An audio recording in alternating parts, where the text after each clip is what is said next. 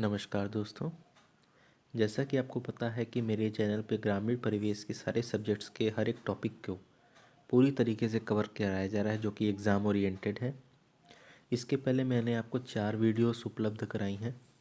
इसमें पहली में मैंने ग्रामीण परिवेश का परिचय, राज्यों की संरचना, गांव के प्रकार और चौथी में गांव की विशेषता एवं महत्वपूर्ण प्रश्नों की श्रृंखला को डिस्कस किया था। आज की हमारी 5वीं वीडियो जिसमें मैंने ये देखूंगा कि लेखपाल के ज़रूरी दस्तावेज क्या हैं और आज मैं आपके सामने 3 दस्तावेज़ों का जिक्र करके उन्हें डिस्कस करूंगा। तो मैं चाहूँगा कि आप इसकी नोट्स बना लें। तो चलिए समझते हैं। सबसे प्रमुख दस्तावेज हमारे सामने आ रहा है जिसका नाम है खसरा। आपको दिख रहा होगा स्क्रीन पे खसरा लिखा हुआ है। तो अब मैं इसके बारे में आपको डिटेल से समझाता हूँ कि ये होता क्या है। एक्चुअली में ये जो खसरा होता है वो कुछ इस प्रकार से होता है, ऐसे खूब बड़ा सा रहता है।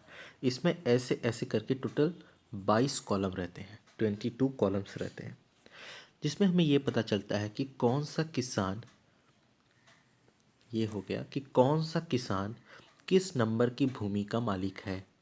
ऐसे ऐसे इसमें डिवाइड करके, जैसे कि ये एक भूमि, ये एक भूमि, ये भूमि, ये भूमि, ऐसे कर करके एक एरिया में कितनी भूमियाँ हैं, कितनी लैंड्स हैं, सबका डिटेल यहाँ पे दिया रहता है। जैसे कि अब ये भूमि है, ये भूमि है। अब हमको अगर इस भूमि का, ये वाली भूमि का पता करना है कि इसका मालिक कौन है, तो ये हमको किससे पता चलेगा? ये हमको खसरा से पता चलेगा। तो कौन सा किसान किस नंबर की भूमि का मालिक है और उस खेत पर कौन कौन सी फसलें उगाई जा रही हैं, ये भी पता चल जाता है। और उस भूमि से कितना राजस्व प्राप्त हो रहा है और इन सबका लेखा जोखा जो होता है वो लेखपाल जिसमें रखता है उसे खसरा कहते हैं। फिर से सुनिए, कौन सा किसान किस नंबर की भूमि का मालिक है और उस खेत पर कौन कौन सी फसलें उगाई जा रही हैं एवं उस भूमि से कितना राजस्व प्राप्त हो रहा है, इन सब का लेखा जोखा जो होता है वो लेखपाल रखता है। और जिसमें वो लेखपाल इन सब का लेखा जोखा रखता है उसे हम कहते हैं कि वो खसरा है। उसके बाद खसरा के तहत शामिल कुछ महत्वपूर्ण लेखा जोखा और उसके कुछ तथ्यों के बारे में बताता हूँ। सबसे पहला तथ्य आता है कि खसरा एक कृषि संबंधी कानूनों का दस्तावेज है। खसरा एक कृषि संबंधी कानूनों का दस्तावेज है, पहला पॉइंट।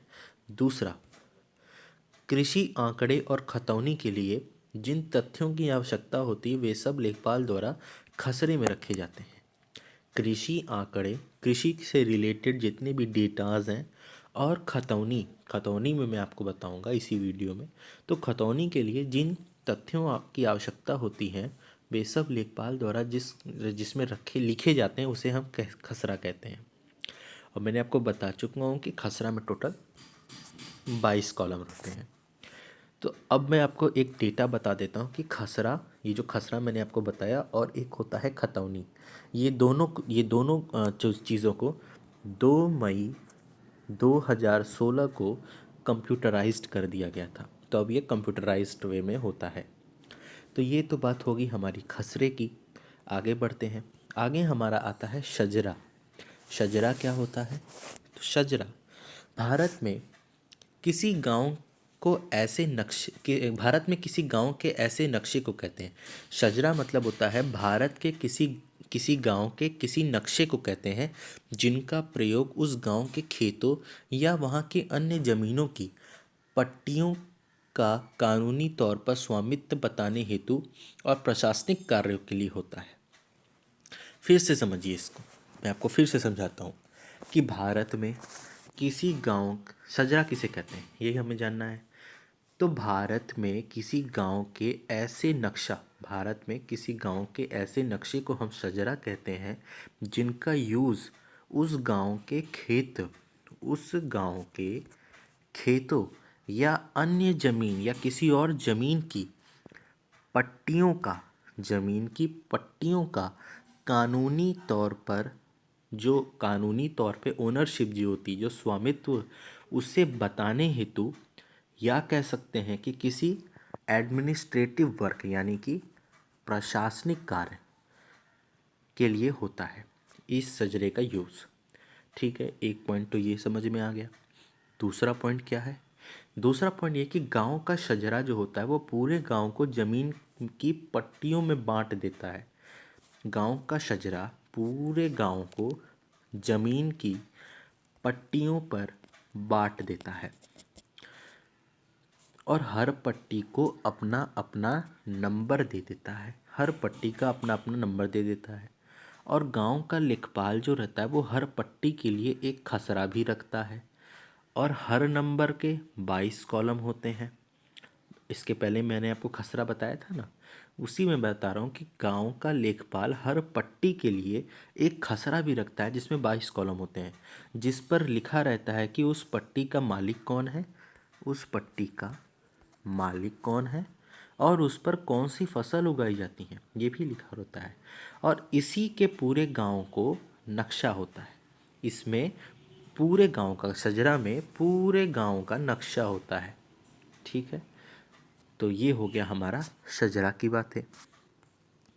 फिर आता है हमारा खसरा हो गया, शजरा हो गया, अब आता है खतौनी। खतौनी क्या है? तो यहाँ पे यह जो शब्द है वो उत्तर प्रदेश, यानी कि उत्तर प्रदेश भू राजस्व, उत्तर प्रदेश भू राजस्व अधिनियम में वर्णित नहीं है।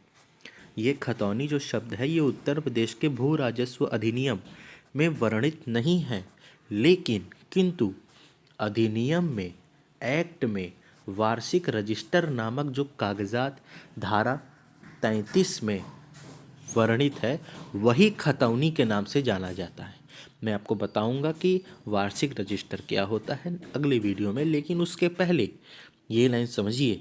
यह शब्द जो खतौनी शब्द है ये उत्तर प्रदेश के भू राजस्व अधिनियम में वर्णित नहीं है, लेकिन अधिनियम में वार्षिक रजिस्टर नामक जो कागजात धारा 33 में वर्णित है वही खतौनी के नाम से जाना जाता है।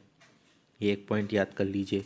दूसरा, अगर गांव के खसरे को प्रयोग करके किसी एक व्यक्ति या परिवार की जमीनों की सूची बनाई जाए तो उसे खतौनी कहते हैं। अब फिर से समझिए, अगर गांव के खसरे को, जो कि मैंने आपको पहले बताया था कि अगर गांव के खसरे को यूज करके, प्रयोग करके किसी एक व्यक्ति या एक परिवार, किसी एक व्यक्ति या एक परिवार की जमीन को, ज़मीनों को की सूची अगर बनाई जाए तो उसे हम खतौनी कहते हैं।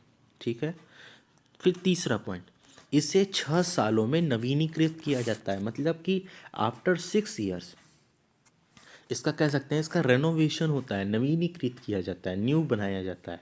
पुराने डेटास को यूज किया जाता है लेकिन नया बना लिया जाता है कि अब क्या है, अब वास्तव में उसके पास किन किन जगह पे किस किस प्रकार की ज़मीनें हैं। 6 सालों में रिन्यू आपको फिर से सर्वे करना पड़ेगा। फिर इसमें चौथा पॉइंट, इसके केवल 13 खाने होते हैं, 13 कॉलम्स होते हैं, ऐसे ऐसे कुल 13 खाने होते हैं। और खसरा में कितने खाने थे? उसमें 22 खाने थे और इसमें 13 हैं। और अंतिम पॉइंट ये है कि इसमें सभी भी जोतदारों का वर्णन होता है। ठीक है, कि वे किस हैसियत से भूमि धारण कर रहे होते हैं। यदि आपके पास कोई ज़मीन है और आप उसमें खेत जोत रहे हैं तो खतौनी में ये बताया जाता है कि आप उस ज़मीन को किस हैसियत से जोत रहे हैं, आपका उस ज़मीन पे क्या अधिकार है, आप उस ज़मीन के क्या हैं, मालिक हैं कि क्या हैं। ये सब चीज़ जानने के लिए हमको खतौनी को देखना पड़ेगा। तो फिर से मैं बोलूँ कि इसमें सभी जोतदारों का वर्णन होता है कि वे किस हैसियत से भूमि धारण कर रहे होते हैं। तो ये था हमारा खतौनी। तो आज वीडियो मैंने आपको 3 चीज़ें डिस्कस की। एक तो मैंने डिस्कस की इस खसरा को, दूसरी मैंने डिस्कस की शजरा को, और तीसरी मैंने डिस्कस की खतौनी को। तो खतौनी को भी आप समझ गए, शजरा भी समझ गए और खसरा भी समझ गए। तो ये वीडियो मेरी यहीं तक थी। इसके बाद वाली वीडियो में आपको 3 चीज़ें और डिस्कस करूँगा, जिसमें पहली होंगी खेवट खतौनी को डिस्कस करूँगा, दिनचर्या बही को डिस्कस करूँगा और किसान बही के साथ साथ अधिकार अभिलेख एवं चकबंदी की भी बातें मैं अगले वीडियो में करूँगा। ये कुछ लेखपाल से ज़रूरी दस्तावेज हैं, इन्हें आप रट लें तो काफ़ी बेहतर होगा, क्योंकि ये आगे ग्रामीण परिवेश को पढ़ने के लिए काफ़ी ज़्यादा काम आएंगे। और इसके नोट्स ज़रूर से बना लें। तो वीडियो पे नए हैं तो वीडियो को लाइक कर दें, चैनल को सब्सक्राइब कर दें, क्योंकि आपको ज़रूरी ऐसे ही वीडियोस लेखपाल का पूरा सिलेबस हमारे चैनल पे फ्री ऑफ कॉस्ट कवर कराया जाएगा। इसी प्रकार से यदि कोई किसी प्रकार का अगर आपको सुधार करवाना चाहते हैं तो उसके लिए भी आप स्वागत है। तो अब तब तक के लिए धन्यवाद। अपना विशेष ख्याल रखें।